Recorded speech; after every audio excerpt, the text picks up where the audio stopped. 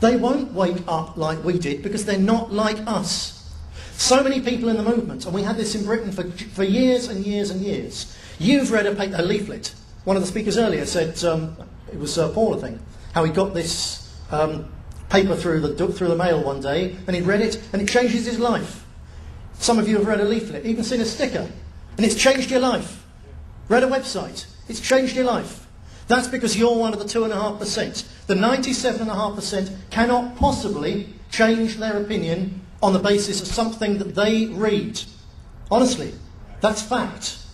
Every single marketer in this world who is trying to sell us cars or washing machines or soap powder or liberalism, they know, they've known since the 60s, that most people can't make up their own minds. They have to see people they respect doing something that's relevant to them, and then they can buy into that. And that's it. And a movement which bases itself on the things that recruited us is never going to break out of that 2.5%. If that's all you grasp from my talk today, if there's only 5 or 6 people who write propaganda, who organise movements, who grasp that point, then my work is done. I could go home. It's so, so important. They won't wake up. We can get the people who will wake up, and with them we can build a movement which says to ordinary people, hey, this is for me. This is good, decent, ordinary people doing things which will help me and my family, or if they're particularly unselfish, my community or my nation. But that's what you can do, but no more than that. So there are some things which, if you're trying to build a political movement, simply aren't worth doing. Take my experience of revisionism. In my first trial, part of it was about very rude things that I'd said about the Holocaust. And I was convinced at that stage that it's so damn obvious, flaws in certain arguments, that all you've got to do is put them in front of someone, and like you, they'll be converted. And what made me realise I was wrong was seeing the jury. 12 good men and true, a couple of them ethnics, there you go, it was a liberal sort of area. And when we were discussing politics, they were actually alert. They were really interested. They were following it all. They weren't exactly pro, but at least they were following it, and they were fair-minded. The moment we got on to revisionism, within 30 seconds, literally, I saw their eyes glaze over. As Michael Collins Piper said, they're just not interested in this. It might be the most fascinating thing in the world to you, and certainly there's all sorts of issues like that, which unless you understand them, you can't understand the world. That's for sure. You can't really understand what you're up against. So it is, as I said before, important that our cadres understand that. But for the ordinary public, I was talking with David about this yesterday as well, and as he said, you don't talk about things like that when you're on the stump, when you're electioneering. They're just not interested. They don't want to know. It actually goes beyond that. You can't even build an organisation, if that's what you want to do, an organisation which can become successful in politics. You simply can't do it talking about those issues that interest you unless they interest the people. I'm not saying you have to abandon those issues. I think that some people should make them their issues. But they shouldn't play in politics. Because especially taking revisionism, all that tends to happen is people, if you're political and you're involved in revisionism, people out there think, well, they're only trying to whitewash Hitler because they're Nazis. So then they don't look at revisionism properly. Or on the other hand, if you do it the other way around, look, it works the other way as well. Well, they're only talking about this issue for their own ends. And it spoils it. So instead of revisionism being a question of historical debate and truth, well, they're only talking about that for political purposes. It actually damages both. And I think it's very important that someone does one thing, but if you want to follow the path of the Front National and the Vlaams Bloc and the British National Party, then in terms of what you do and what you say, you have to have this amicable divorce. One group who want to do one thing, work on that, and the others work on that. And you can meet and you can chat and you can talk, but you can't put it in the same publication, I'm afraid.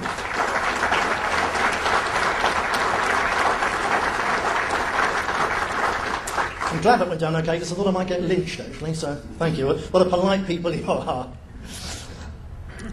For the rest of the people, they're not interested in those things. They're not interested in racial differences and so on. I believe actually, as Kevin Alfred Strong was saying, this business about the medical reasons now for acknowledging that races differ, this is going to be an incredible thing for us, because for the last, well, I was going to say 50 years, that applies to Britain, but ever since they started bringing slaves into America, for all those years, there's been money to be made, one way or another, in being effectively multiracial, in having the races together, and in denying racial differences. There's now companies who are going to make money by finding racial differences. And you're going to see an awful lot of racial differences found, because it's just, again, a dynamic of capitalism. But the ordinary public aren't interested in those things. There's one thing that bothers them. Someone said it to me earlier on. It's the economy. The economy, the economy. And actually not the economy. They're not fussed about figures and graphs. They're worried about how much money they've got in their pocket, the price of their gas, whether they can afford the same holiday they had last year or one a bit better, whether they can afford to send their kids to college. That's all ordinary people are interested in. A slide that Jackie uses when she uses the slide version of that talk has the majority in the middle, and then she flicks up a big picture of a sheep. Which actually, yeah, it gets a laugh. It's actually, and she knows this, and she explains, it's not quite fair. The fact is, if everybody out there was like us, society would be in utter, perpetual, total turmoil as we flitted from one new idea to another. It'd be a disaster. It is right and proper that the majority of ordinary people have a staid, sensible view and just worry about the things that they know.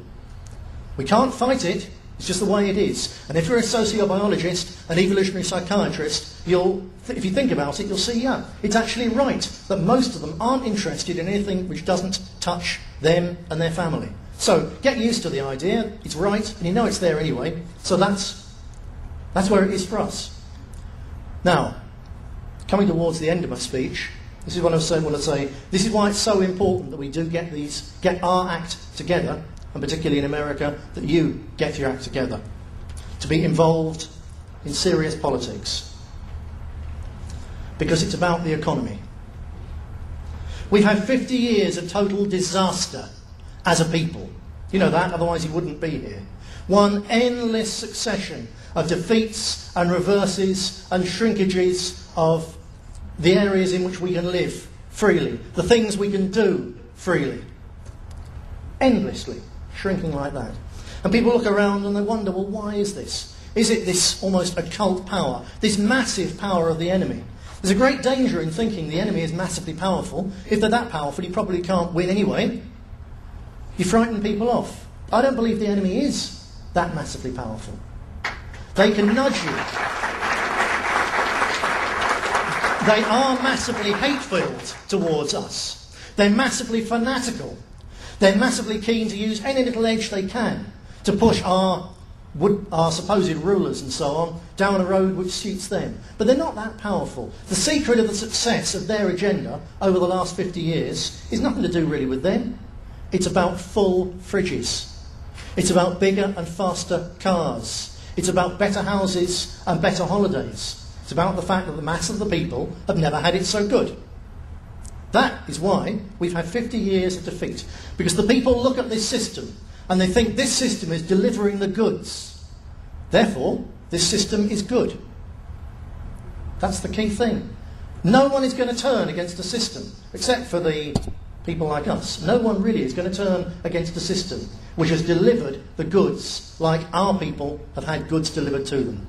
There's nowhere in the Western world where basically anyone other than a derelict tramp lives who doesn't have a higher standard of living than Louis XIV, the Sun King of France.